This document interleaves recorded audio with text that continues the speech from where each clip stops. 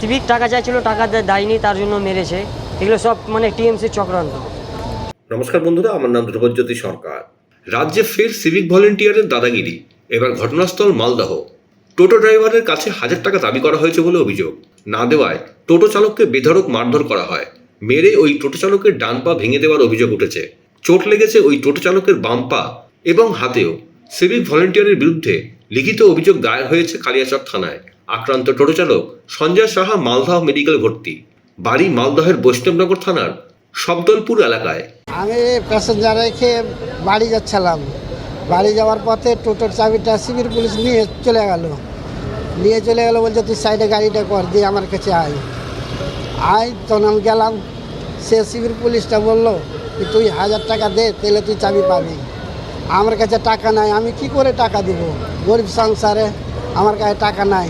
যখন টাকা নাই বলেছে তখন মারতে শুরু করে দেখ। কি দিয়ে মেরেছে আপনার? লাঠি দিয়ে মেরেছে, চাউড়া বাতি দিয়ে।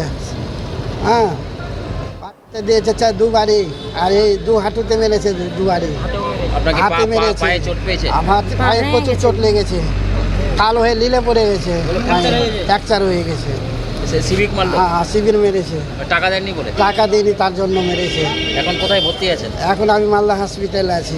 এই সিভিক কোথায় কাজ করে? শিবিরে ওই তোমার অনেকপুর গোলাপগঞ্জ স্ট্যান্ডে থাকে। কোন থানা? থানা গোলাপগঞ্জ। গিয়েছিল ভাড়া মারতে, তো ওখান থেকে আমার বাবার সিভিক পুলিশ দাদাগিরি করে চাবিটা কিনে নেয়। চাবিটা কেনার পরে বাবাকে দায় বলছিল 1000 টাকা দাবি করেছিল বাবার কাছে। বাবার টাকা না দিয়ে সিভিক পুলিশ মেরেছে। তারপরে সিভিক পুলিশ মেরেছে, তারপরে বাবার চাবি সিভিক পুলিশ মেরেছে। তারপর পা দুটো ফ্র্যাকচার হয়ে গেছে। এখন মালদা মেডিকেলে আছি। কীভাবে এইভাবে সিভিক দাদাগিরি কীভাবে করতে পারে?